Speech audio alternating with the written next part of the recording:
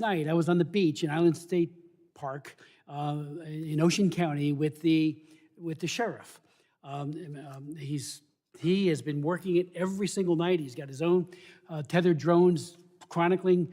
One of his officers 2 nights ago saw 50 drones come in off the ocean right there. So we thought maybe they'll replicate it. They didn't, but we thought it was a possibility.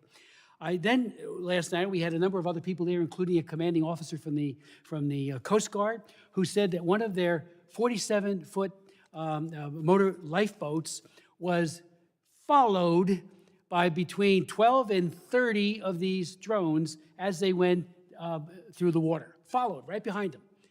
And I said, what's the rules of engagement? I mean, you do it if you're fighting against a narco trafficker or something. And they said, we don't know, we don't have any. So I did reach out to the commanding officer at the Joint Base, which is also in my district, and talked to him, had a very good conversation, Colonel Anthony Smith, Joint Base Fort Dix McGuire, the 87th Air Wing, Air Base Wing today. And I said, I know you have the capability, you've put out press releases, to identify and bring down drones. Why can't you deploy them, at least to the ocean? Bring one of these down, find out who's doing it. They have the capability. They said, well, we don't have the authority, only within the parameters of our base. Well, there's a national interest here. Our jets fly over the ocean all the time for training, so that perimeter is larger. So I did write Secretary Lloyd Austin asking that capability that may be sitting in a closet somewhere, I know they use it all the time, but bring it out. And I'm not saying you got to share it with the sheriffs. It'd be nice. Just do it yourself in the interest of the American public. So I would ask if you would echo that request. I mean, DOD's got the capability, and maybe Homeland Security does as well. When we had a Zoom meeting with Secretary Mayorkas, our governor put it together, and I appreciated that. But I asked them, why can't we just track where they go to? Seemingly they're going out to sea, to something, a ship. We don't know for sure, but they come in off from the ocean. So the question really is, can't we just get DOD to share? In my first term, DOD and VA did a great thing, the DOD-VA sharing agreement for healthcare capabilities. It was fantastic. Why can't the DOD share this with Homeland Security, with FBI and others, so that you can go out and find out who they are? Maybe it's China. I chair the China Commission, and I've had 115 hearings on it. I'm barred from going there now. China is, and I'm on their hit list. Xi Jinping is a monster. Look what Putin's doing. They're all capable of doing horrible things to our people, and now they're threatening my good friend and colleague from New York, and of course, New Jersey, big time. So let's go get that DOD capability and find out and put to rest the question, who is it? We can bring one down tomorrow. Your thoughts? Sir, I'd just say I share your concern. I share a lot of frustration, and I'm more than willing to continue working with the Department of Defense to try to get better. Again, if they don't have the authority, they can do it on an emergency basis. Just send that capability out to the ocean or to the beach, because they're coming in every day. Figure out which one it is and bring them down. And then retrieve it and find out what's going on. And as my good friend Congresswoman Malliotakis said, the thing with the balloon was mind-boggling. Over our bases, and we didn't see that was a threat. Well, this, I think, is a very serious threat. And so please, if you could, get DOD to share that capability. Maybe Homeland has it. I don't know. Maybe you have it somewhere. But I know DOD has it. Thank you. Appreciate it. Gentlemen's time has expired. I thank the witnesses for your valuable testimony, for being here today, and for the members and the questions. We will now dismiss this first panel, take a brief 2 to 3 minute recess while we arrange for the second panel of witnesses.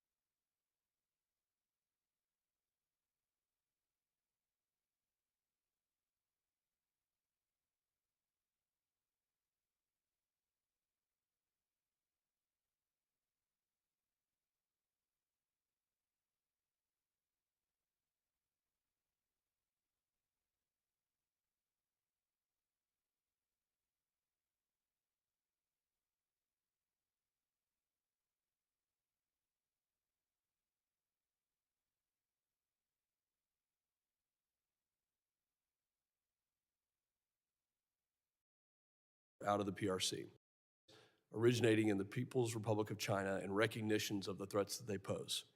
Just this past October, reports indicated that CBP is blocking the importation of some UAS produced by DJI due to potential violations of the Uyghur Forced Labor Prevention Act, which is a law that prohibits the importation of goods into the U.S. produced in whole or in part with forced labor out of the PRC. We must work to protect U.S. communications equipment while strengthening U.S. supply chains by ensuring foreign manufactured technologies that pose security threats cannot operate in U.S. networks. The threats posed by UAS continues to present challenges. The U.S. border is one of the most significant vulnerabilities when it comes to this type of threat. UAS have already been used to circumvent traditional border security measures such as fences, walls, and surveillance towers. UAS have been used to smuggle drugs and weapons across the border and surveil CBP locations for human smugglers to then evade detection. CBP officials have consistently raised concerns that Mexican narco-terrorist gangs are using weaponized UAS only a short distance from the U.S. border, and in many cases operating inside the United States. UAS also pose a significant threat to critical infrastructure, including power grids, oil refineries, airports, water treatment plants, and transportation systems. A single UAS carrying explosives could potentially cause widespread damage, interrupt services, and result in significant economic loss to our homeland. Additionally, recent events illustrate the diverse roles UAS have played in both state-on-state conflict and asymmetric engagements, such as those in Ukraine and Israel, as well as their use in potential intelligence gathering operations near sensitive military installations at home and abroad. We must learn from these conflicts to help protect our homeland security.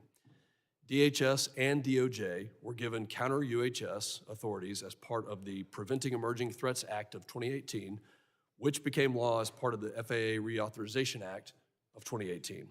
The current authorities provided under the act are set to expire on December 20th, 2024, just 1 week from now. Over the past years, DHS and DOJ have used these authorities to engage in activities to protect covered facilities and assets against credible threats posed by UAS, notwithstanding laws such as the Wiretap Act or the Aircraft Sabotage Act that could otherwise limit such activities. It's imperative that we not only make sure that the current authorities are extended to protect our national security, but also work together to responsibly reform the current legal authorities that provide federal agencies with critical tools to mitigate credible threats posed by UAS. I'd like to applaud Chairman Green, as well as Ranking Member Thompson, for their bipartisan work alongside members on T&I and Judiciary for introducing H.R. 8610, the Counter-UAS Authority Security, Safety, and Reauthorization Act of 2024. This legislation will renew and reform current counter-UAS legal authorities. The legislation will also modify and improve counter-UAS authorities of the Federal Aviation Administration, enhance important protections for the civil liberties of Americans using UAS in a legal and responsible manner, and strengthen public safety in communities throughout this nation. For instance, the legislation requires DHS to establish a counter-UAS mitigation pilot program under which selected state and covered law enforcement agencies may operate approved counter-UAS mitigation systems and mitigate unauthorized UAS operations on behalf of covered entities at a number of sites each. Today, we're going to hear from experts in the fields of national security, law enforcement, defense, and technology who will provide insights into the threats posed by the UAS and family of systems to our homeland and efforts to address these challenges. And I just want to say, if you're watching the news today, we've had several incidents that have occurred and are occurring right now in places like New Jersey. Recently, we had an incident at Langley Air Force Base. The threat is real. This hearing, I think, will address many topics. Maybe we don't have all the answers that come out of this hearing, but my hope is that by having this hearing, by asking both the government and non-governmental panel, that we can get to the right questions, and we can, if we don't have the right policies in place, then let's get those policies in place. If we do, and the authorities are there, then let's figure out what we can continue to do to keep our homeland safe.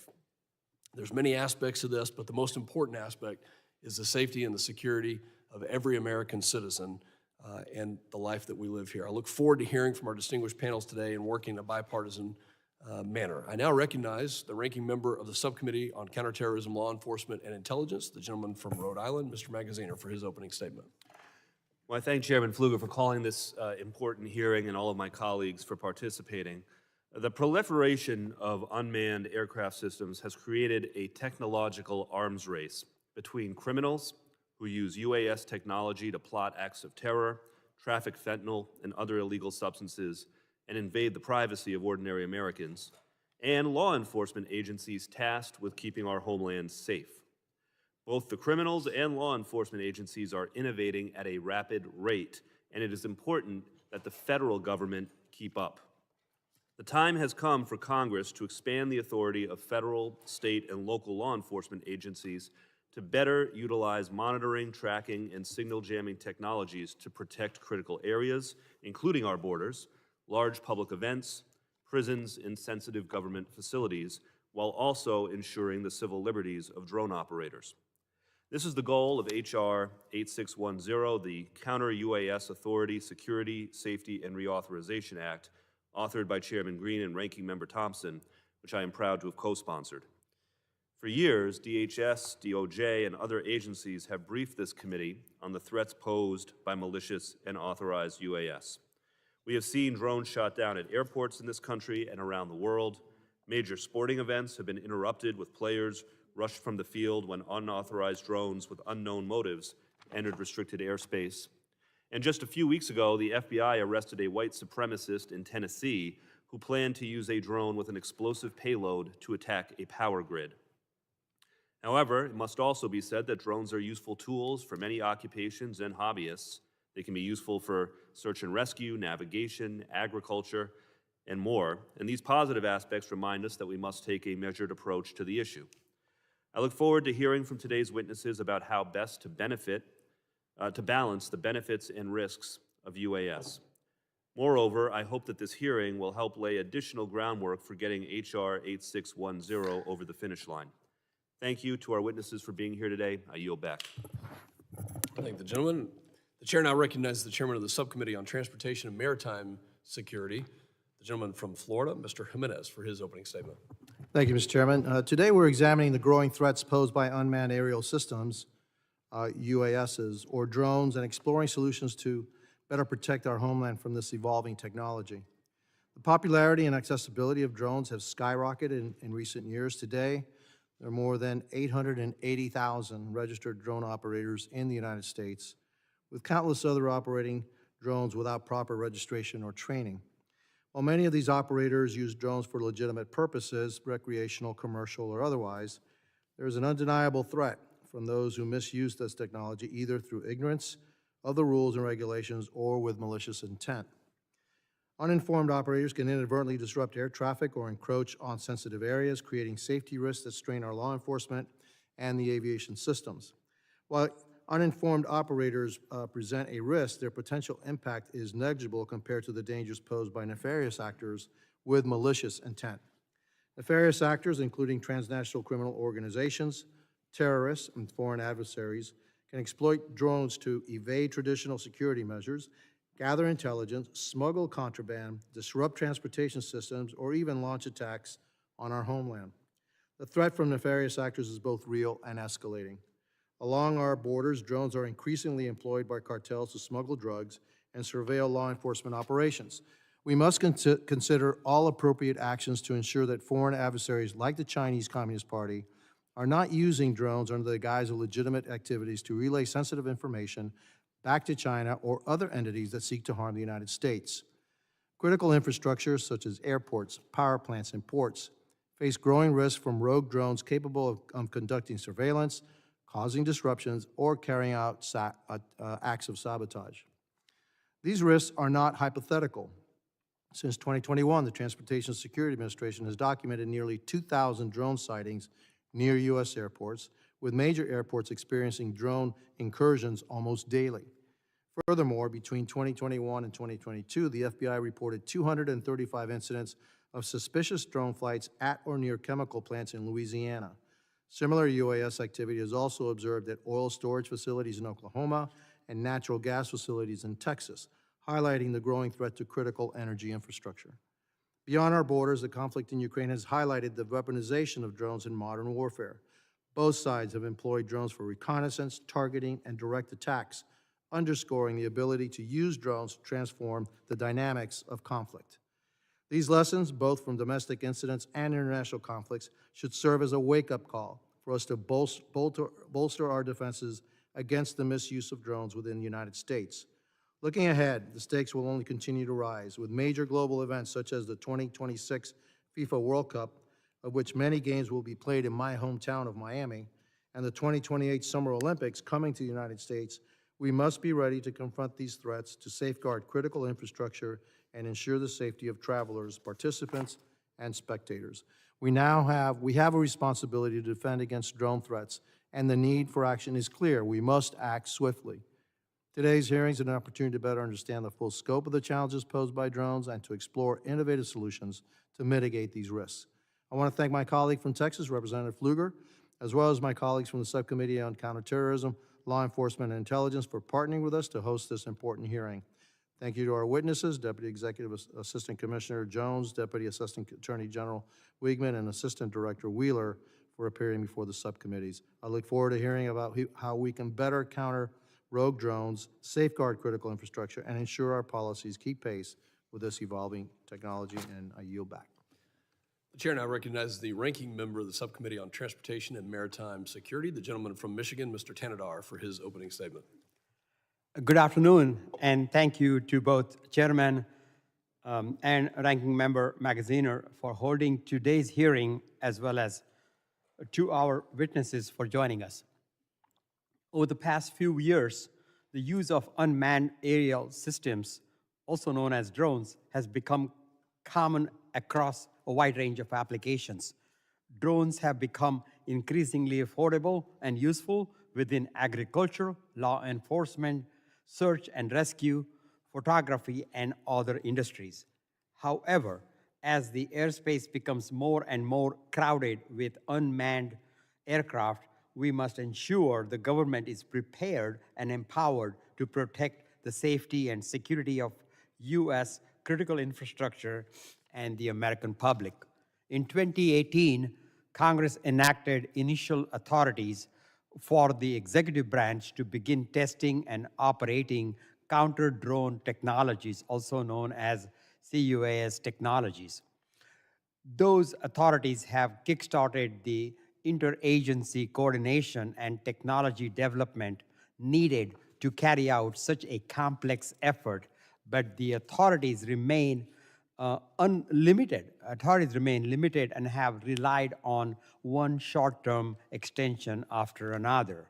I hope Congress will act early next year to advance legislation to extend and expand these authorities.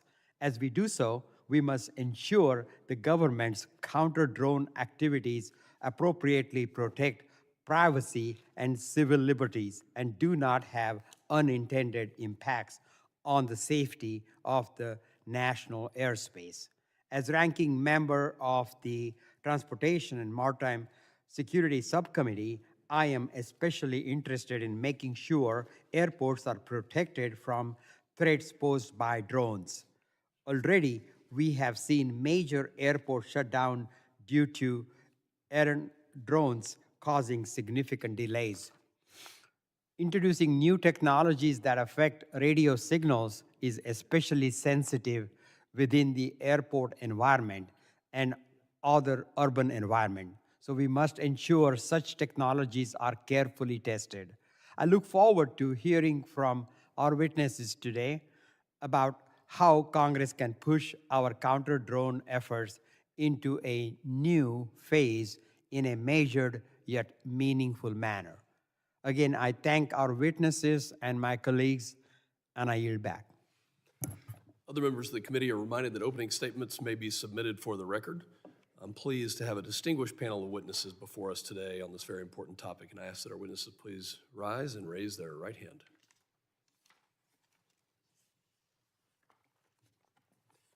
You solemnly swear that the testimony you will give before the Committee on Homeland Security of the United States of House of Representatives will be the truth, the whole truth, and nothing but the truth. So help you God. Thank you. Let the record reflect that the witnesses have answered in the affirmative. I'll now introduce the witnesses. Mr. Keith Jones is the Deputy Executive Assistant Commissioner for Air and Marine Operations. He has over 32 years of law enforcement experience. Notably, he has helped found the San Diego sector's Border Patrol Search, Trauma, and Rescue Team and was the primary driver of its national expansion. Mr. Robert Wheeler Jr. serves as the Assistant Director of the FBI's Critical Incident Response Group. His responsibilities include providing expertise in crisis management, negotiations, hazardous devices and tactical operations, behavioral assessment, surveillance, and aviation. He joined the division in July of this year. And Mr. Bragg Wiegman serves as the Deputy Assistant Attorney General for National Security at the U.S. Department of Justice. He has spent his career as a government attorney with legal experience at the Department of Defense, Department of State, and at the National Security Council. We thank all of you for being here today. We will now begin with opening statements. I know that you have submitted written statements as well, and thank you for that. And if you'll please adhere to the 5-minute summary of your statements. We'll start with Mr. Jones. You're now recognized. Thank you, Chairman. Good afternoon. Chairman Pfluger, Ranking Member Magaziner, Chairman Jimenez, and Ranking Member Tanadar, and distinguished members of the subcommittee. It's an honor here to be here today on behalf of U.S. Customs and Border Protection to discuss the CBP authorities and capabilities dedicated to countering threats posed by the malicious use of unmanned aircraft systems, commonly called UAS or drones.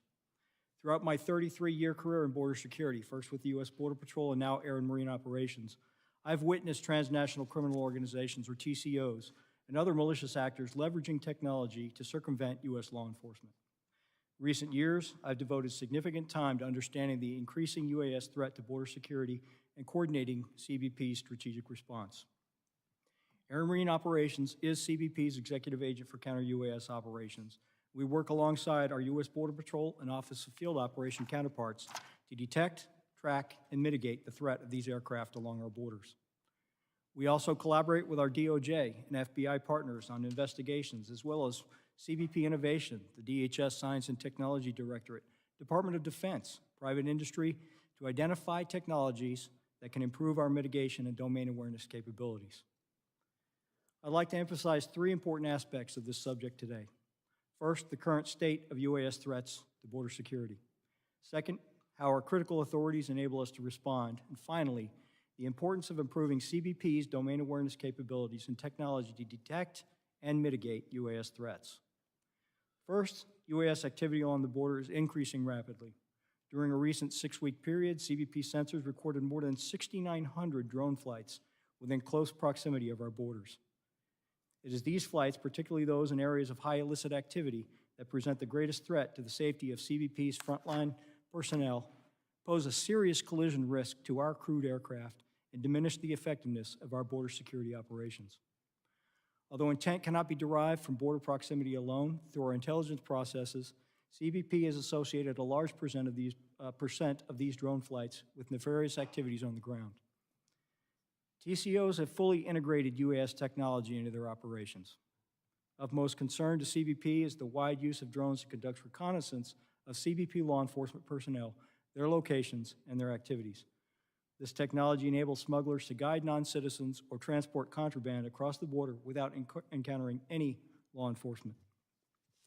Additionally, to a lesser extent, TCOs have used drones to fly contraband over the border. And most drones have limited payload capacity. An average recreational drone can carry only a few pounds, but the potential risk is still significant. A few pounds of narcotics, specifically fentanyl, or a few pounds of explosives could cause serious harm. The increasing use of UAS brings me to my second point. The authorities provided by Congress through the Preventing Emerging Threats Act are essential for CBP to detect and counter this serious threat. In accordance with the Act, DHS policy guidance and internal policy, CBP conducts counter-UAS operations in intent and civil liberties. Obtaining authorization to implement counter-UAS operations is a rigorous and precise process. It requires a credible threat determination based on extensive analysis and evidence, as well as correlation with actionable law enforcement information. Using our authorities and targeted approach, CBP mitigated 86 UAS threats at the border in fiscal year 2023 and 60 in FY24. CBP also mitigated 16 UAS as Special Event Assessment Rating, or SEER events, in FY 2023 and 49 in FY 24. CBP has mitigated 3 unmanned aircraft systems so far in FY25.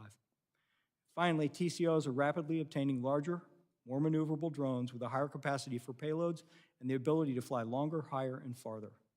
We're also tracking the threat of drones used for kinetic attacks with payloads of explosives, firearms, or weapons of mass destruction. We're already seeing drug cartels in Mexico use drones to attack the military, police, and their rivals. This means CBP needs these critical authorities, advanced technology to maintain the strategic advantage and continued commitment to achieving persistent domain awareness. CBP is dedicated to our security mission, and with your support, we will continue to counter this rapidly evolving threat and expand our risk-based implementation of counter-UAS operations along the border. Thank you for the opportunity to appear today, and I look forward to your questions. Thank you, Mr. Jones. The chair now recognizes Mr. Wheeler for his opening statement of 5 minutes. Thank you, and good afternoon, Chairman Fluger, Chairman Jimenez, Ranking Member Magaziner, and Ranking Member Tanadar, other distinguished members of the committee. Appreciate the opportunity to testify on behalf of the FBI. I currently serve as the Assistant Director of our Critical Incident Response Group in Quantico, Virginia. I've done that since July, as you've mentioned. In that capacity, I lead the FBI's efforts regarding both our pre-crisis planning and response to critical incidents and major investigations, which includes responsibility for our counter-unmanned aircraft program. As UAS use continues to rapidly grow among the public, commercial, and military and law enforcement sectors, this technology also lends itself to increased malicious use by state, non-state, and lone actors, as you know. This technology poses some unique security challenges for us. Just this year alone, we've seen concerning increase in the use of UAS in the commission of crimes with the intent to cause injury to U.S. persons on U.S. soil. A Chinese national recently pled guilty to 2 misdemeanor counts for using a UAS to conduct espionage at a U.S. naval facility in January. We believe UAS are being flown for similar purposes over sensitive facilities across the United States. Just last month, a subject was arrested and charged in Tennessee for attempting to use a UAS with an explosive device to destroy an energy facility. That is the same case mentioned by the ranking member. That subject was driven by an ideology to disrupt society through the collapse of the national power grid. Those are 2 examples of the evolving ways that UAS are being used to harm us and our interests. With the enactment of the 2018 Preventing Emergency Threats Act, the FBI was granted the authority necessary to mitigate a range of UAS threats in the protection of special events, emergency response, federal investigations, personnel, and facilities. Specifically, the legislation authorizes DOJ and our partners at DHS to conduct counter-UAS operations in limited circumstances to identify, track, and mitigate credible threats. I'd stress the importance for reauthorization of the counter-UAS authorities, as you know, expire December 20th. Failure to extend the authorities beyond then would cause significant impacts on our ability to protect the public. A durable extension is also extremely important. Our experience has taught us that short-term extensions to counter-UAS authority effectively prevent the Bureau and our partners from budgeting and staffing in ways which would allow us to execute a long-term strategy. We know that Congress is considering extensions of 5 years or more, and we thank you for that consideration. The FBI strongly supports pursuing expanded counter-UAS authorities for state, local, tribal, and territorial partners as robustly and swiftly as prudently possible. SLTT partners have repeatedly informed us that existing counter-UAS authorities are inadequate. Since our counter-UAS authority was granted in 2019, the FBI has adopted 69 operational missions using this authority and provided limited support to 121 other events. We've detected over 1,000 UAS in violation of federal law during these missions. One example, at the Boston Marathon this past April, our team mitigated a UAS threat, which resulted in the capture and prosecution of a subject. The FBI cannot alone protect the over 40,000 Special Event Assessment Rating, or SEER, events annually held in the U.S., along with the countless other requests for counter-UAS support at mass gatherings. The use of counter-UAS to protect against these situations is crucial and can only be fully addressed by expanding the capability to include our state and local partners. In closing, we remain committed to protecting Americans by countering the malicious use of this technology. The reauthorization or long-term extension of this legislation is essential to continue our mission in combating the evolving threat. And we look forward to working with you in establishing sustainable strategies to mitigate the threat going forward. Thank you. Thank you, Mr. Wheeler. The chair now recognizes Mr. Weigman for his opening statement of 5 minutes. Thank you. Good afternoon, Chairman Pfluger, Chairman Jimenez, Ranking Member Magaziner, Ranking Member Tanadar, and other distinguished members of the committee. Thank you for the opportunity to testify on behalf of the Department of Justice. As my colleagues have just said, we are committed to continuing to work hard to protect the American people from the threat of illicit drone use. But to do so most effectively, we need additional legal authority. As drones become more and more prevalent in our airspace, merely continuing with our current authorities is insufficient to address the current scale of the threat. More than 2 years ago, I and others from DHS and the FAA testified before a Senate committee about this growing threat and the need for a more durable and significantly expanded legal framework. Since that time, the Congress has provided extensions of existing counter-drone authority while considering how best to expand it. We are very grateful that both the House and the Senate continue to agree that this authority must not lapse. The Department is eager to share with you the lessons gained from our experience to help reach consensus about how much and in what way to expand the existing law. Now, the reason we need legal authority is that without it, use of the most effective types of drone detection and counter-drone technologies could violate criminal laws, including those that prohibit destroying or disabling aircraft in flight and intercepting signals and communications. As has just been said, our current authorities will lapse within the next 10 days unless reauthorized. So our first priority is for Congress to reauthorize the existing law. But I know that this committee and others have also been working on legislation to go well beyond that, and we are eager to work with Congress on a bill that will help keep the American people safe. Now, as described in our written testimony, the two most important issues for us are, number one, broadening the types of sites that law enforcement can protect from nefarious and suspicious drone uses. So, for example, to cover, as was mentioned in the opening statements, airports and critical infrastructure like power plants and chemical facilities. So we need to expand the types of sites that can be protected. And then number two, as my colleague from the FBI just mentioned, it's about empowering state and local law enforcement and operators of critical infrastructure to engage in counter-drone efforts themselves nationwide. This is not a job the federal government can do alone. The FBI can only cover a tiny fraction, less than half of 1%, of the tens of thousands of events throughout the country each year that might need counter-drone support to protect public safety. So the demand for protection across the country just vastly exceeds available federal resources. To be clear, this activity can and must be done while safeguarding Americans' privacy and civil liberties. The technologies that we employ typically detect only communications being passed between the operator's controller and the drone to detect its activities, to direct its activities. They do not extract text messages, email, or internet search histories from phones or tablets used to control drones, nor do they allow law enforcement to listen to voice calls. We collect information such as the drone vendor and model, the drone and controlling device serial number, the geolocation of the drone, the location of the controller, and the most recent takeoff and home location. This is very much like the information required to be broadcast by manned aircraft, and which is now required under FAA's remote ID regulation to be broadcast by drones as well.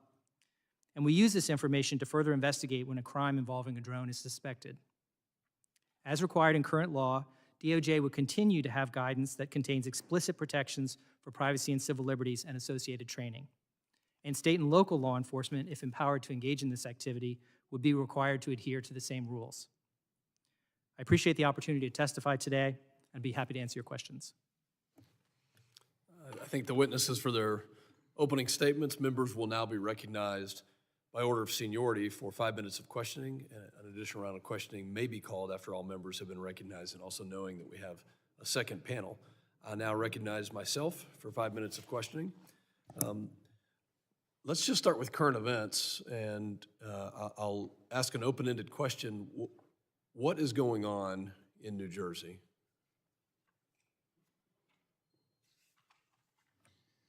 So, sir, the FBI and our Newark field office, along with the state and local partners there, are or the Bureau is actively investigating the situation you mentioned, just the unexplained sighting of drone activity over that part of New Jersey, including proximity to sensitive sites and areas of concern. So we do not attribute that to an individual or a group yet. We're investigating, but I don't have an answer of who's responsible for that, of one or more people that are responsible for those drone flights. But we're actively investigating. What the Bureau has done to aid our state and local partners is what we generally do, enlist the help of the interagency, enlist the help of the public. There's a tip line there, that 1-800-CALL-FBI, tips.fbi, for information from the public that could help us resolve this. It is concerning. Is the public at risk? Is public safety at risk? Are we concerned that there are nefarious intentions that could cause either national security or a public safety incident that would put Americans at risk? There's nothing that is known that would lead me to say that, but we just don't know, and that's the concerning part. I think the fact that we have these unknown drones, UASs, that are flying over either critical or sensitive facilities is exactly why we're having this hearing. And Mr. Jones, actually for anybody on the panel, let me just say, you know, we go back to last year, there were incidents, including Langley Air Force Base, where for over a week we had unknown drones flying over a very sensitive military installation with F-22s and other weapon systems on the ground. And I think that was cause for concern. So from a DHS standpoint, either on a border mission or from an FBI or DOJ, you mentioned, Mr. Wheeler, we don't necessarily have the authorities we need. Why can't we take action against these drones that are flying over sensitive sites? Why are we not taking action against drones that are flying over sensitive sites? So authority exists to mitigate a UAS in flight when authorized, and that could certainly apply to a sensitive site. I would be a little measured in speaking for the Department of Defense for those sites that are in question here. But I will say that we're, for the FBI, in a position, close liaison relationship with the Department of Defense and those areas that you mentioned, and will help in every way possible. But for securing those particular sites in this way, it is a DoD equity. Mr. Jones, for the border, I was down in the RGV last year, and they told me that they had over 20,000 incidents just in a quarter of drones that were being operated by cartels. What's the danger along the southern border to our citizens, the safety of our citizens from drones? Well, thank you, Chairman. So you touched on the volume of activity within the 500 yards of our contiguous border, the south, and even on the north is staggering. We have deployed detection technology. You mentioned 20,000. The significant threat is counter surveillance. They are surveilling law enforcement activities. They're doing this 24/7, 365. And historically, they've had to have high ground or terrain. Now everywhere's the high ground. This is They have their a high tactical ground. They can see advantage. what's going on. Exactly. Do you have the authority to mitigate those physically or by other means? So the Secretary has designated certain areas along our border as covered facilities. So yes, the capability exists and the authority exists in those covered areas. Have those types of mitigations taken place? Are we actively mitigating? We are actively mitigating, yes, sir. And how many, my time is expiring, but how many events are we experiencing per year along the southern border? So for example, last year, if we look at 45,000 detections on the southwest, of those, 2,500 plus or minus actually made an incursion. So now we're talking about a very small subset. A lot of the surveillance is taking place outside of our jurisdiction in foreign airspace. That makes it particularly challenging for mitigation. I bet we'll get back to these. My time has expired. Now recognize the ranking member for his 5 minutes of questioning. Thank you. I'll pick up on this same line of questioning. When a number of us visited the southern border last year, we heard from your officers about the challenges that drones were posing. And one question I have is, I understand they're being used primarily by the cartels for surveillance, to see where your officers are so that they can, more effectively traffic people, narcotics, firearms, et cetera, across the border. Do you see any evidence of the cartels using drones to actually move some of that contraband? Like, I'm thinking specifically of fentanyl. Are they using UASs to actually move fentanyl across the border? We have yet to see fentanyl being moved via UAS. We have seen other narcotics, albeit in small quantities. From a cost model, it's not as effective for cartels because the payload capacity is so small, they have to make multiple trips. We have seen cocaine, we have seen heroin, we have seen methamphetamine, we've seen weapons. So there is a threat of moving contraband across our borders. So the numbers, of course, are staggering. I think at one point in your written testimony, you alluded to periods of as many as 1,000 detections a week. But the number of mitigations at the southern border was 86 in fiscal year 23 and 60 in fiscal 24. So why so few as a percentage of the whole? What are the barriers that you're facing? Well, again, many of these detections occur in foreign airspace, thereby we cannot mitigate. Actually, a very small percentage actually incur into the United States. So, for example, in the southwest border, only 5% of that large number actually affected an incursion. Of that, we have very strict criteria, and they met the criteria. So the 60 that we mitigated in FY24 actually met the criteria for mitigation. So I'm going to ask about both the 5% and the 95% then. So in the 5% that do come into our airspace, is the criteria too narrow, to bring them down? Why again, so few? Well, again, one of the things that's notable here is that those are not 2,500 unique identifiers. You have repeat offenders. So we take down or mitigate one drone. Of that large number, that could be responsible for hundreds of those I see. detections. So these are events, not necessarily individual drones, these statistics. That's correct. Okay. So on the 95%, or really I guess 100%, even if you don't have the authority to bring them down, those that are over foreign airspace, do you still have the ability, the technological ability to track where the operators are and to alert in the Mexican or Canadian authorities as to where the operators are? And can you explain what that process is like? Absolutely. And we do communicate directly with our foreign partners, and our communication is healthy, our sharing of information is healthy. And so what you just described is exactly what we do.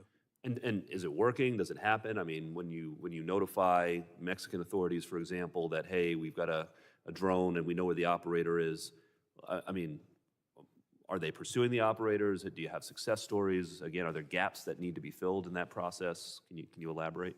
Well, again, we have to rely on so in the case of Government of Mexico, we have to rely on our Mexican partners to respond. A lot of times these are in areas that are not highly populated. They're very difficult to get to. They're also controlled by cartels. So by the time law enforcement responds, it's very challenging for them. It's not from lack of effort or lack of communication. It's just a very difficult environment. With the minute that I have left, I'll shift to Mr. Weekman. On the issue of special events, of SEER events, can you just elaborate a little bit more about why it is so important that the state and locals have expanded authorities, and what should the appropriate guardrails be, for those expanded authorities? Yes. Each year, the FBI can cover a number of special events, and DHS covers some as well. So we're talking about big events like the Super Bowl, the World Series, the Indianapolis 500, that sort of thing. But obviously, those are not the only events that could be subject to an attack or a drone threat. You have many other football games, baseball games, soccer games, the World Cup, and if you add them all up, just focused on sporting events, even forgetting about, New York Times, New Year's celebration, there's all manner of events. So we can only cover a tiny fraction of those in any given year. And so if Congress gives the authority to state and locals to engage in the same activity, that vastly expands the scope of what counter-drone protection I'll just note for the record, thank you. I I understand the need to expand that authority for the state and locals for these special events. I will just highlight, though, I think training is going to be very important in this because there are plenty of people who fly drones at, high school football games and stuff for legitimate reasons. And we'll just need to make sure that the state and locals have the training to know how to kind of go after the bad guys without overly penalizing the good guys. But I take your broader point, and Absolutely. I yield back. That's a big part of it, the training. Gentleman's time has expired. The chair now recognizes the gentleman from Florida, Mr. Jimenez, for his. Thank you, Mr. Chairman. I know that we face significant threats now from the technology that we have right now, but right around the corner, if not already here, is AI. And so some of the techniques that we use to mitigate current drones won't work on AI because they won't be piloted. They'll be just given a mission, they'll be given parameters of what to hit, and they'll hit it by themselves. They don't need to be piloted. Do we have any capabilities to actually go kinetic, actually knock these things down, either through, some kind of a projectile or with high energy that fries the systems? Do we have any of that available anywhere? Yeah, thank you for the question. So without tipping our hand to our adversaries, I think it would probably be best, and we'd look forward to providing you a detailed briefing on our capabilities, kind of where our heads are at on, and we share your concern. Yeah, because I think that not only concerns me in as far as Customs and Border Protection and our personnel, but also airports, large events, et cetera, where these drones can be used for really destructive purposes. And so I'm really, really worried about that.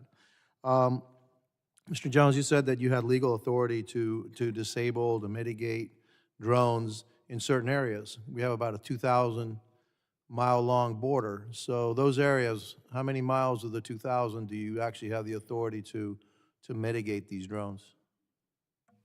Chairman, again, we're starting to get into an area I'm not comfortable with in an open forum, but we'd love to dock those details with you behind closed doors. I take that to mean there's not too many miles, okay? So that's fair enough. Have you seen any kind of, we know that the cartels, especially the Mexican cartels, are working with the CCP, the Communist Chinese Party. The CCP provides the chemicals to the cartels who then produce the fentanyl that's killing thousands of Americans every single year. Do you see any link between, we see that link, do we see any links between the CCP, China, and the drones, the technology that's being used to surveil our border, and it's being used to help the cartels in their quest to transport people, drugs, guns, everything into the United States? It's no secret that the preponderance of the UAS technology is manufactured in China, and the cartels are using that very technology. We share your concerns. There's a reason why we don't use Chinese drones. And whether they knowingly or unknowingly are potentially collecting information for the government of China.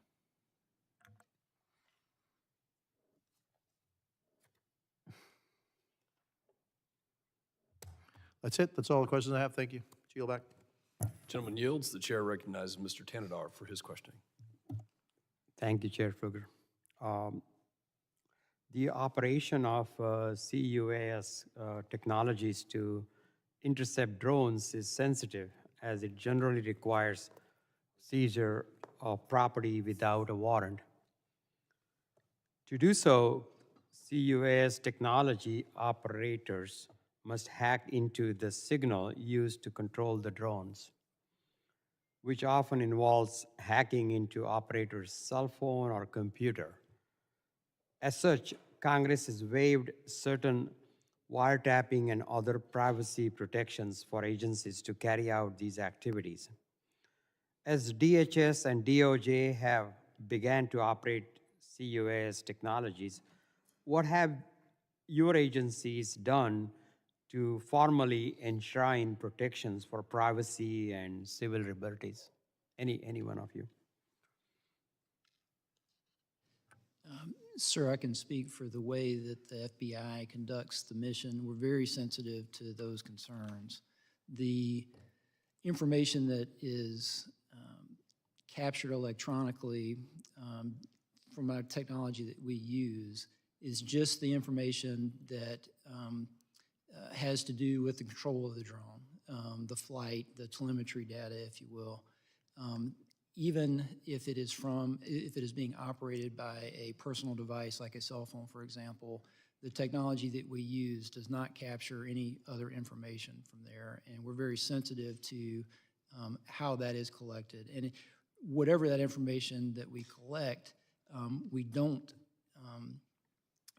maintain it if it's not threat, if it is not part of a case. If it is part of something that we investigate, then our regular guidelines of legal process and how we would maintain evidence apply. But we're very sensitive to privacy concerns and making sure we get it right and do it correctly. All right, thank you so much. Congress is currently considering authorizing a pilot program for state, local, tribal, and territorial law enforcement agencies to operate CUAS technologies. Expanding these authorities must be done carefully, as doing so requires waiving wiretapping protections and other critical protections to place to protect privacy and civil liberties. How can we ensure the operation of such technologies, potentially by a large number of law enforcement agencies, will be closely coordinated with and overseen by federal authorities? Mr. Wigman, most critically, how can we protect privacy and civil liberties? Thank you for the question. So if the pilot program, the state and local pilot program that you mentioned is adopted, there would have to be, the law would require training for all state and local officials. It would also require them to follow the same procedures that my FBI colleague just mentioned in terms of the type of technology they can use, the type of data that they can collect, the rules of engagement, what type of facilities they can correct. So if they do it safely, they'd have to work with the FAA. All of their activities would have to be approved by DHS and Department of Justice working with FAA. So it's quite a labor-intensive kind of process that we're envisioning under the state and local pilot program to basically get state and local authorities up and running so that they can mirror and do the same things that we do at the federal level. And that includes protecting privacy and civil liberties. Thank you. Thank you so much, and I yield back. Gentleman yields. Chair now recognizes the gentleman from North Carolina, Mr. Bishop. Thank you, Mr. Chairman. How do I pronounce your name? Is it Weigman? Or It's Wigman. Wigman. Yeah. Mr. Wigman, I want to bore into this just a little bit more. So, and some of the questions have indicated and the answers indicate you got to be careful about revealing specific technological things. But I noted one thing when you were testifying, you said that the reason you need expanded authorities, I believe I got this right, is that the effective technologies to deal with this could violate laws on intercepting aircraft in flight and intercepting transmissions. Did I get that correct? That's right. And maybe you could just help me understand a little bit better. If you've got like a mass spectator event, which is one thing that's been raised, it seems to me, how do you have like and a lot, you've also said, several of you have made the point that, you know, how you intercept data to prevent intruding on privacy and only certain types of data. And I must tell you, that has a sophistication level I don't really understand. Why not just have a rule that anybody who flies a drone near a mass spectator event, the drone's going to be destroyed in the air? Is that something that it'd be hard to do? And then why do you need to intercept data in order to do that? If the object is there, destroy it. So it's a good question. I think the way it works, as I understand it, and my colleagues can talk about this operationally, if you had, let's say, a football game, and you would have a perimeter, it would be declared as a temporary flight restricted area. Okay. So around that, you're going to have a buffer zone. You have an area where it's a no-go, and then you have a larger area around that where you might want to detect what's flying, and then you have a larger area around that where you might be tracking, but regular commercial drone use is okay. And so as they're getting closer and closer to the facility, you're detecting originally the signals to see what is that drone. You're trying to identify the drone. Oh, is that a UPS? Like a long distance radar or something like that. Exactly. Heads-up So radar is that a UPS drone that's just delivering a package somewhere? Let it go on its way. Is it getting closer and right into the zone where you're going to have to do something against it? So it's kind of a calibrated thing, and as you get closer and closer, then that's where you take the opportunity to use the technology to jam it, is most frequently rather than destroy the drone. You're interfering with its navigation in a way that confuses it and requires it to land. And that's what they do in these scenarios, to make it land somewhere, rather than, like, it's not the same as like shooting it out of the sky, is my understanding of how it works. You're instead using electronic things to bring it down. So that's essentially how it works.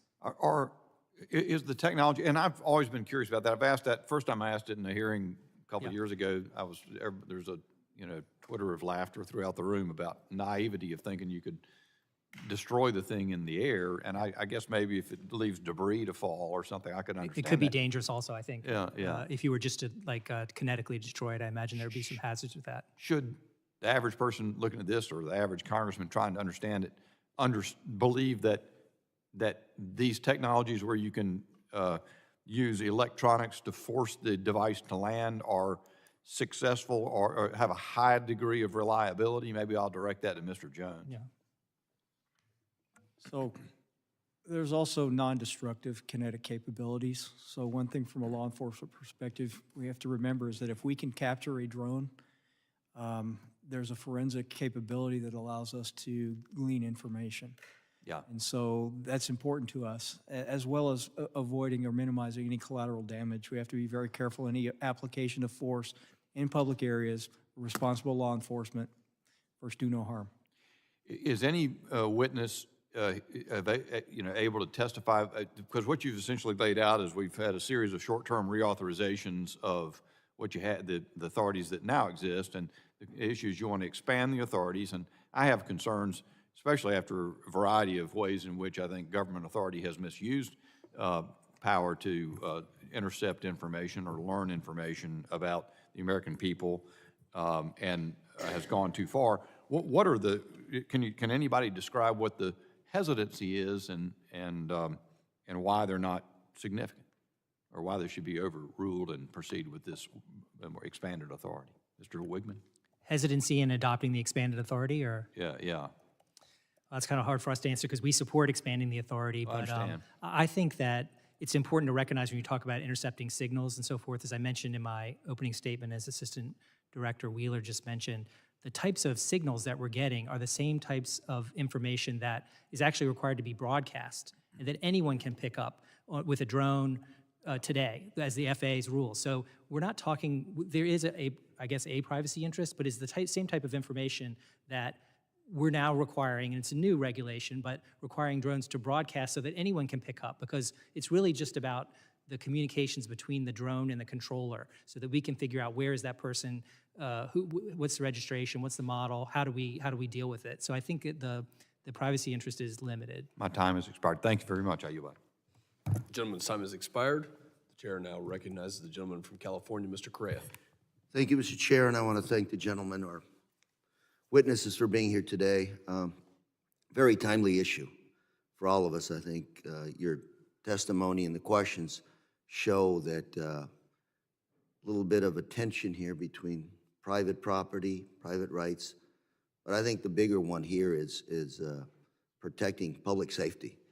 A couple of times back home, I had the chance to see some drones flying over my house, looking in my backyard. Frustrating, angry, didn't have any kinetic weapons with me, so they came and went. But on a serious note, I'm home to Disneyland. Worldwide, it's still viewed as an American private enterprise symbol. I've got the Anaheim Ducks Arena, OC Vibe that's being built right now, the Anaheim Ducks, SoFi Stadium nearby, World Soccer Cup coming to our area very soon, Olympics coming soon. So target-rich environment, so to speak. And what you're saying, Mr. Wigman, specifically, you said that federal government does not have the bandwidth to really protect all of these sites, yet we're still not at a point where we can share the authority information with state, local, federal authorities. And I hope we don't have to wait for a federal law to be passed to get there. My local sheriff in Orange County has a fusion center.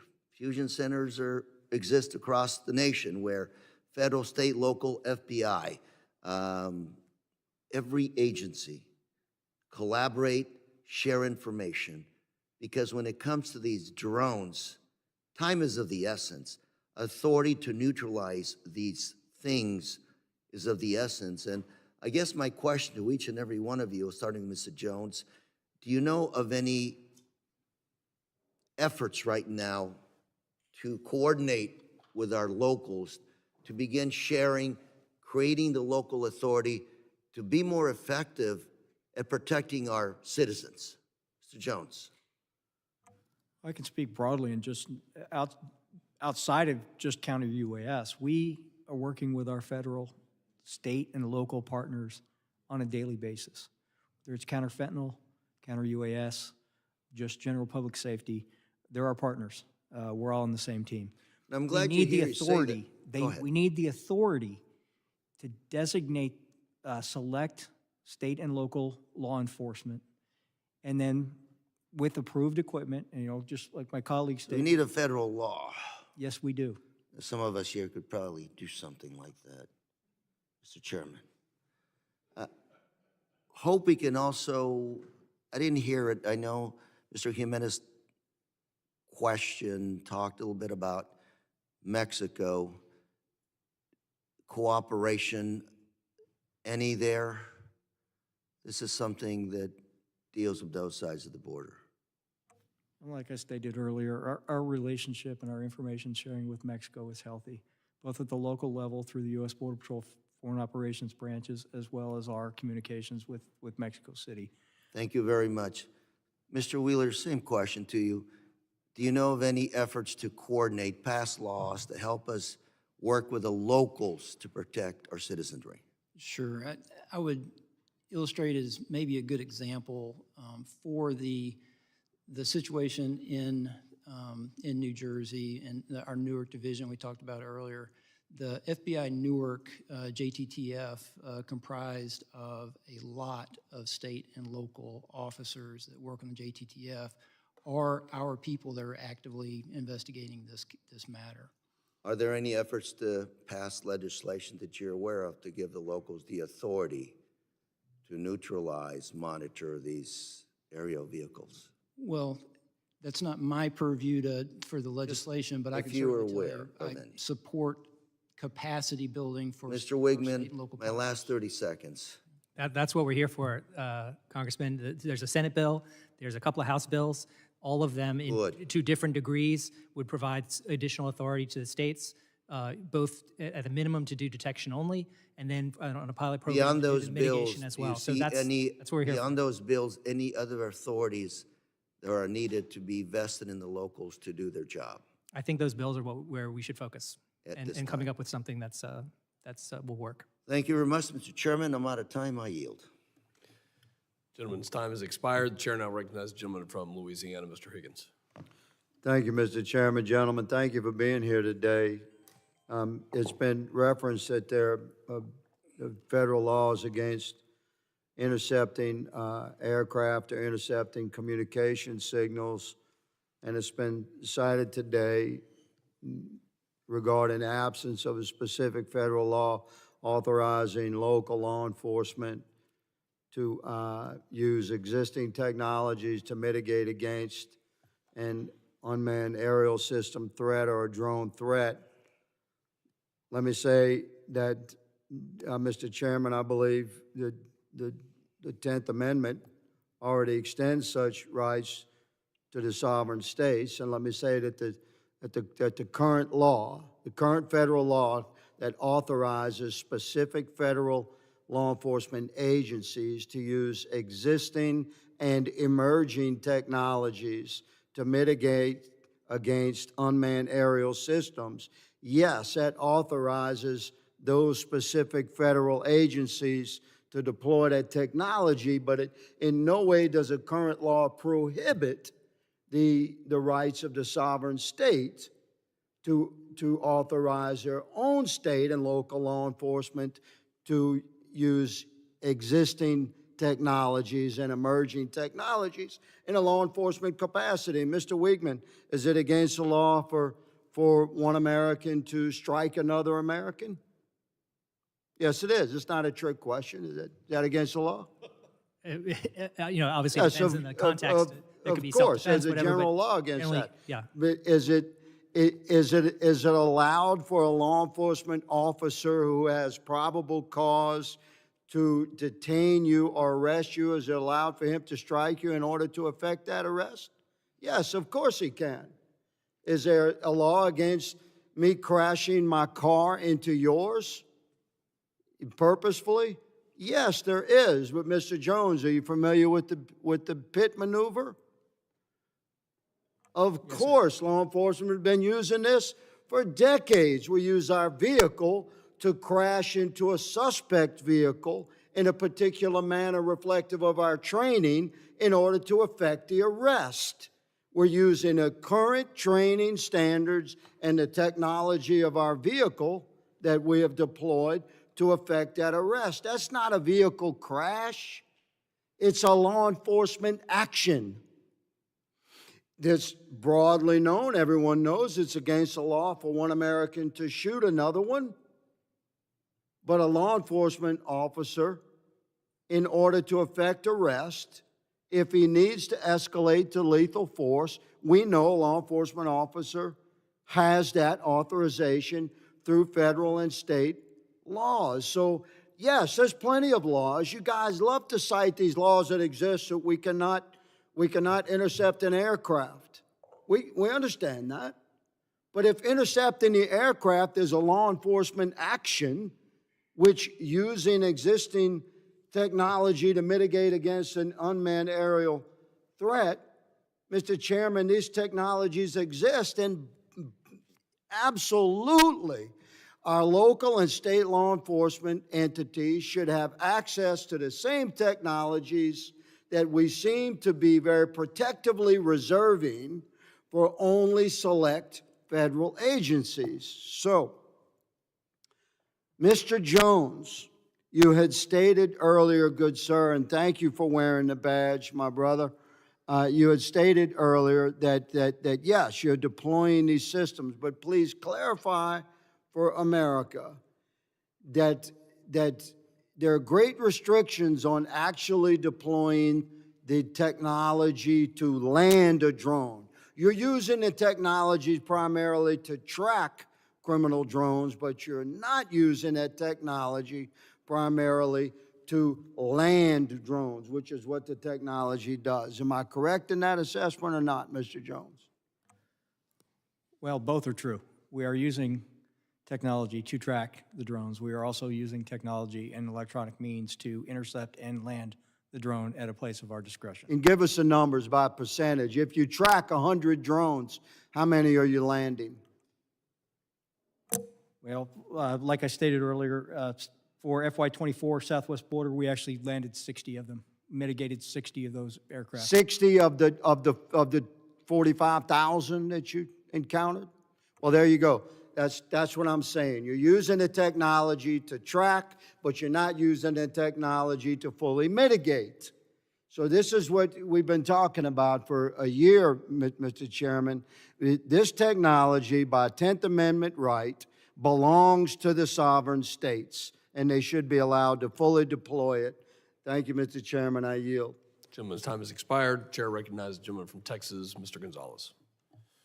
Thank you, Chairman. And, you know, sometimes I feel like I'm in the twilight zone up here. Like month after month, people come before us, they testify, and you don't get a lot of answers. And it's concerning, it's frustrating. You're telling me we don't know what the hell these drones are in New Jersey are? Is that correct?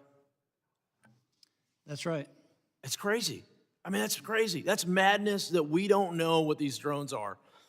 You're telling me that a lot of these, Mr. Jones, you're telling me that 90%, 95% of these drones along the U.S.-Mexico border, we can't interact because they're not in U.S. territory? That is correct. A large proportion of them stay in foreign airspace. I'll tell you what, there are a lot of Americans that are very frustrated right now that are essentially questioning, where are my taxpayer dollars going? You know, this Doge craze that's kind of starting to take hold, this is very real. I mean, this is going to come. People are going to have to come before the carpet, and they're going to have to explain every single line item, what do you do here? What does this get? And so let me ask a very specific question. Mr. Wheeler, how much of the FBI budget goes towards counter UAS? So the technical part of operational budget that I have within the critical incident response groups, just less than 500,000. 500,000? That's nothing. Why is it so low? Well, I don't. And I wonder we don't know what the hell is going on. 500,000. So that number doesn't capture the FBI Newark investigation, for example. The budget allocation for what we're doing investigatively is not captured in that number, but for the technology we use and the way we deploy it, just under 500,000. We want to help you. I mean, this is a committee. The chairman's putting this together because we want to know these topics. So the American people deserve to know the truth on this, and we also deserve to have actions on it. And if it's a budget issue, no problem. But it's also what is our money getting us? Clearly, not a whole lot. And something needs to change, though. I'm trying to figure out what that something is. It just, month after month, it's the same old, same old. From a CBP standpoint, Mr. Jones, do you know what the current budget of CBP is for counter UAS? I can tell you that direct appropriations for counter UAS was zero last year. Zero. So, CBP yeah. took it out of Hyde, and we will continue to take it out of Hyde. Now, I can't tell you exactly what that number is. I have a general ballpark, but we can discuss that. I provide that as a get back to you. Another committee that I sit on is appropriations. So I see a lot of things through the lens of dollars and cents.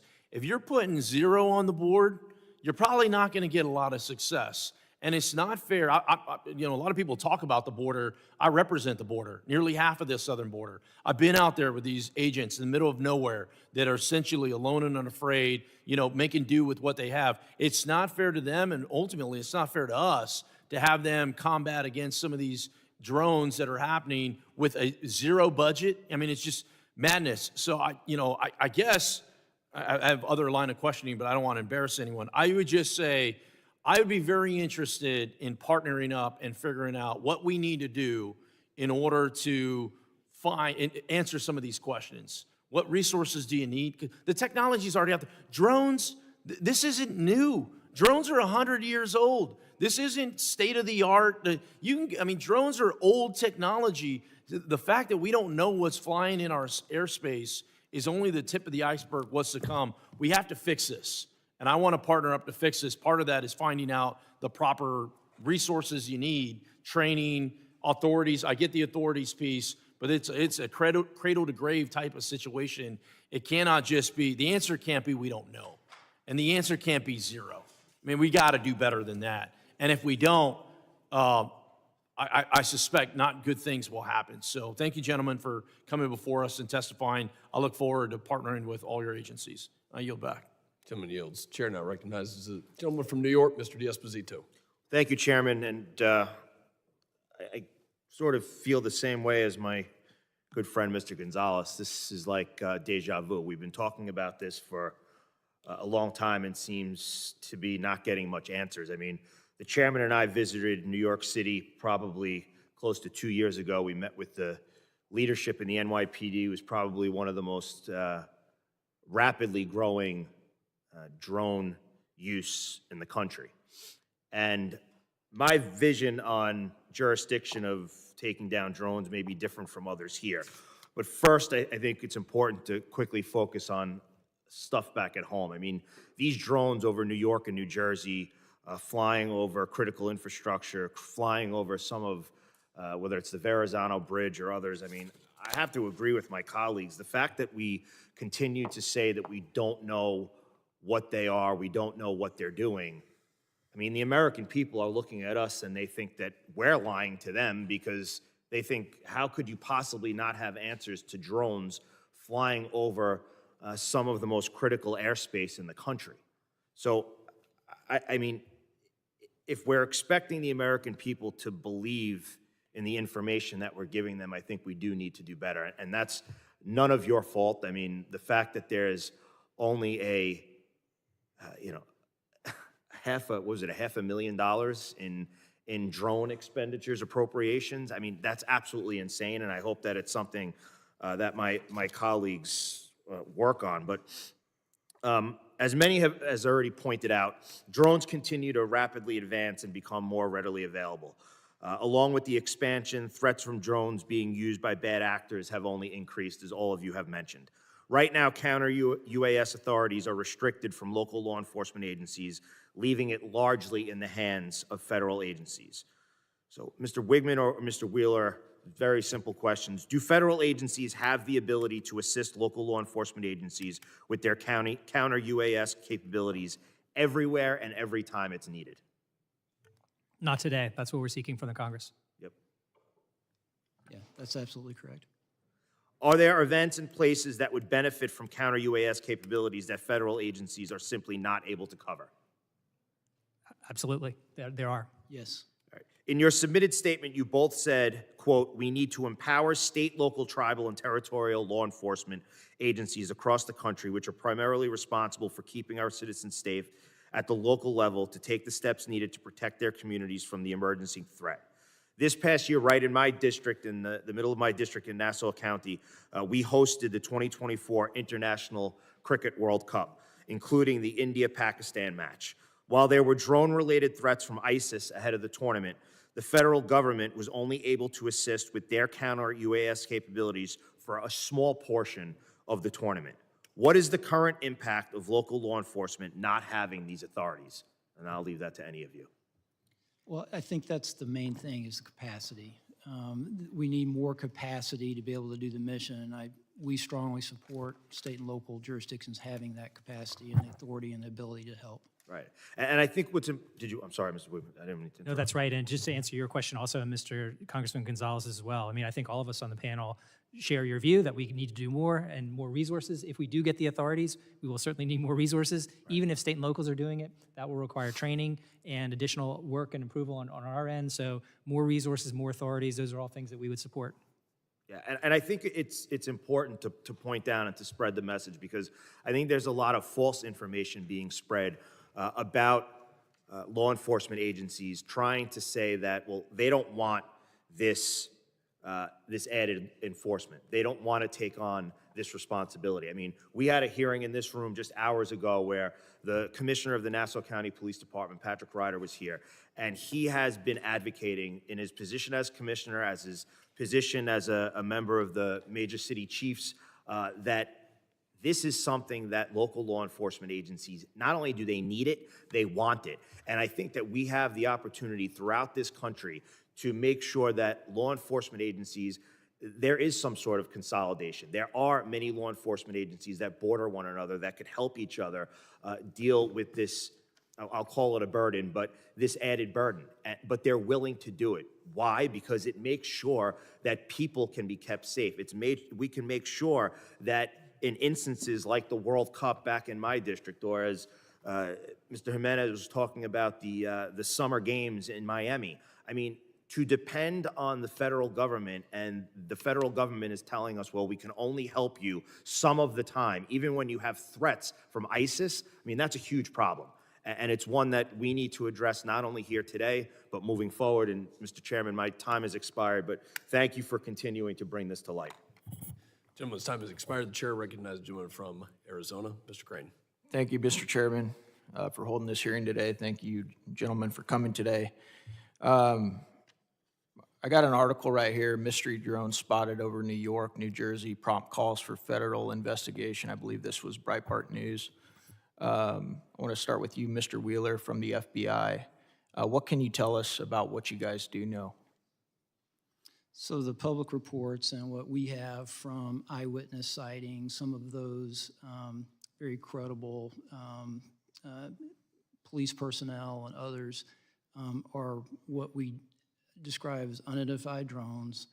We do not know the particular specifics of what those drones are. Some are described as being slightly larger than a commercial available drone. Fixed wing as well as rotary. We have helped analyze with our partners video and pictures of what those look like, what have been submitted. Part of that is these over 3,000 tips from the public and to look at that. But as I previously stated, we don't know the people responsible behind that, and that's what we're working on. Yeah. What did you say the FBI was spending on counter-drone? My budget that would specifically include the technology that we use. Was it 500,000? It's 500,000. What? That doesn't seem nearly adequate. Why do you feel like there isn't a push within the FBI to keep up with modern warfare and modern threats? So we're What is the budget for the FBI right now? roughly 11 billion. Okay, why do you think as warfare changes, and as you know, sir, warfare is changing drastically right now overseas, especially with Ukraine and Russia and the development of drone technology, why isn't the FBI taking this threat more seriously? And that's obviously reflected by the budget that you guys have assigned to counter-drone technology. I have a limited capability that is embedded within our emerging threats unit for surveillance issues. That allocation of resources, that research, that operational deployment of our capability is what we have today. I would imagine that this would grow over time. What do you think that some of these terrorist cells that might be in the country right now, or maybe even outside of our borders, what do you think that they're looking at when they see a hearing like this and they see that you guys still, after almost a month, don't know who these drones are? What do you think that they're thinking? So I would be measured in how we speak about our capability and what our limitations and capacity is. However, I'll say to you that it's not as good as I wish it was, and we'll continue to work to make it better. Yeah, well, when you're only spending $500,000 a year, it's probably not going to be very good, is it?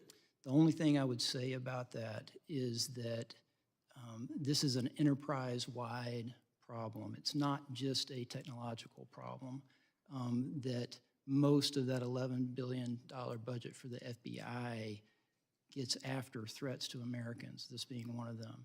And the way we apply resources, personnel, operational, all of that to include technology to get after a threat that would threaten American lives, I don't think that $500,000 for the technology part of it adequately captures our commitment to protecting Americans. I want to shift real quick because you guys have been talking about using electronic warfare to counter some of these drones. What about drones that aren't susceptible to counter warfare, like your fiber optic drones? What are you guys doing about those?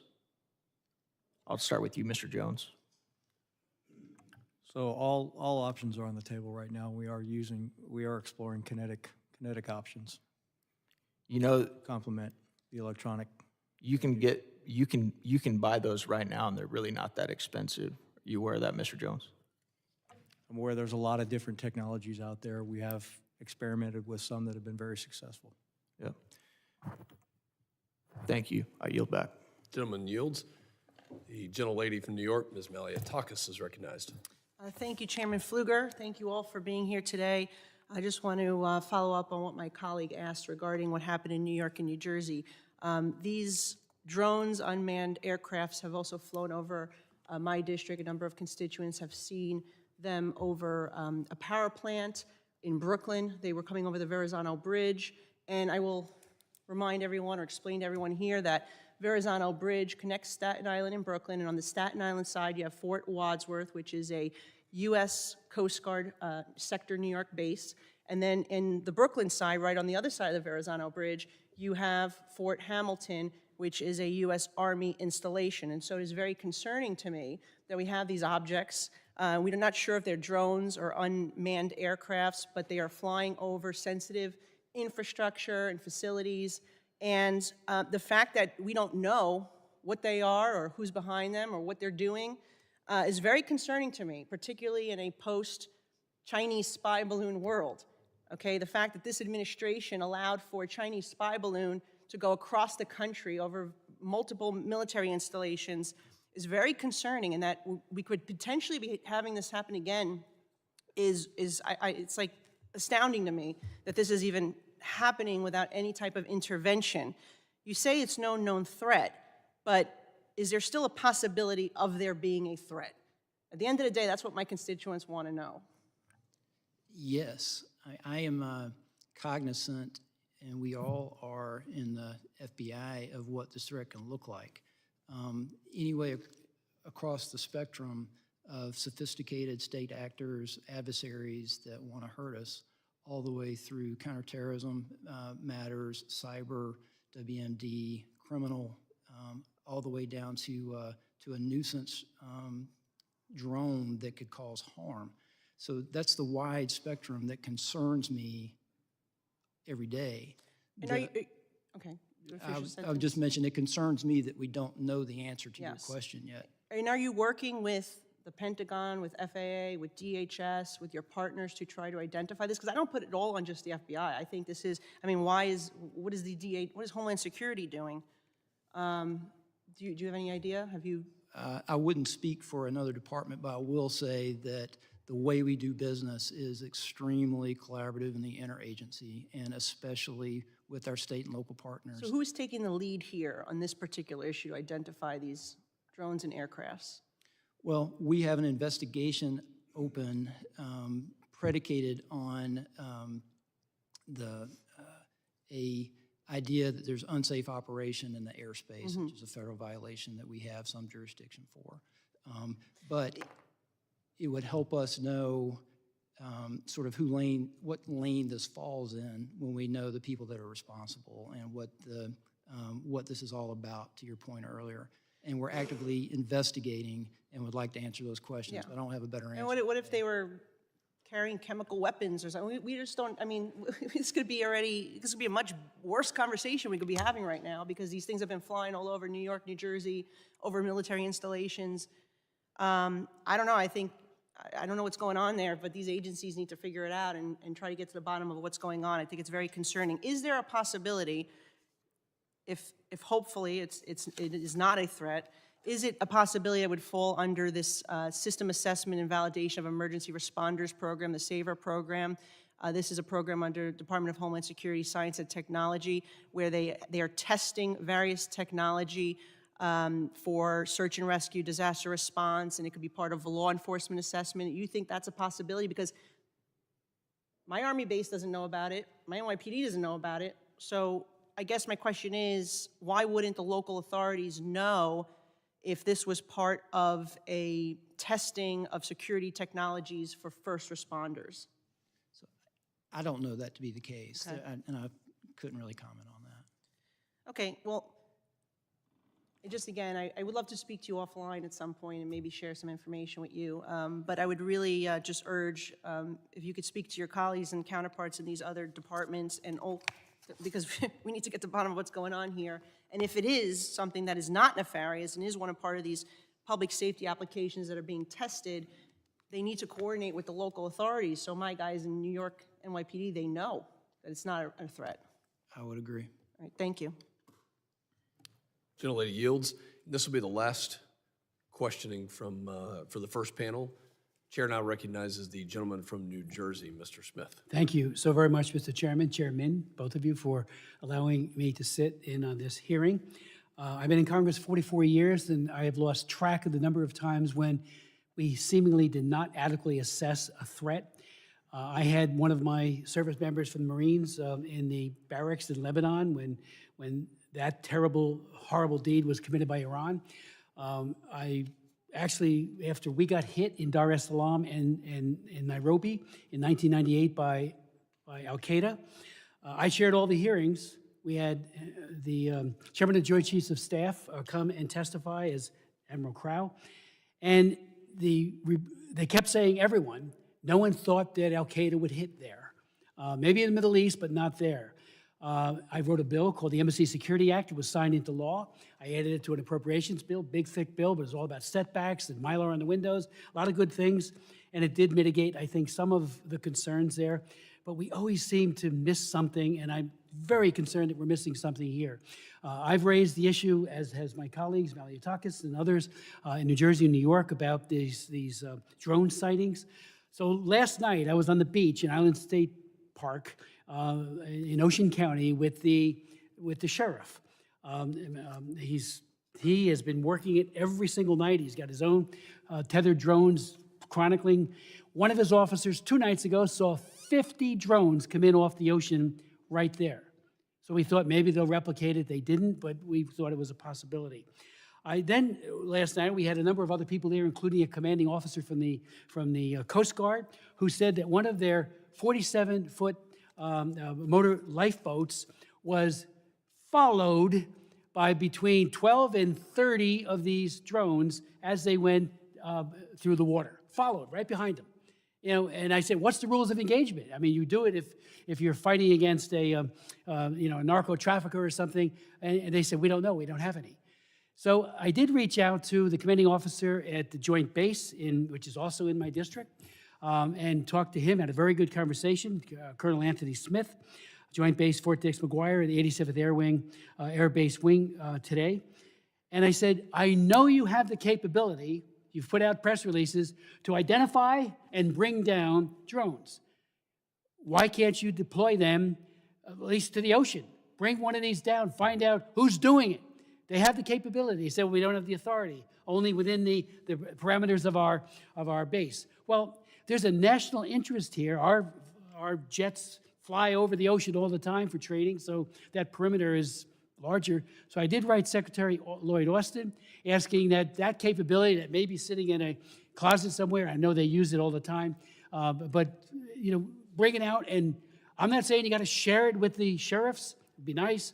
Just do it yourself in the interest of the American public. So I would ask if you would echo that request. I mean, DOD's got the capability, and maybe Homeland Security does as well. When we had a Zoom meeting with Secretary Mayorkas, our governor put it together, and I appreciated that.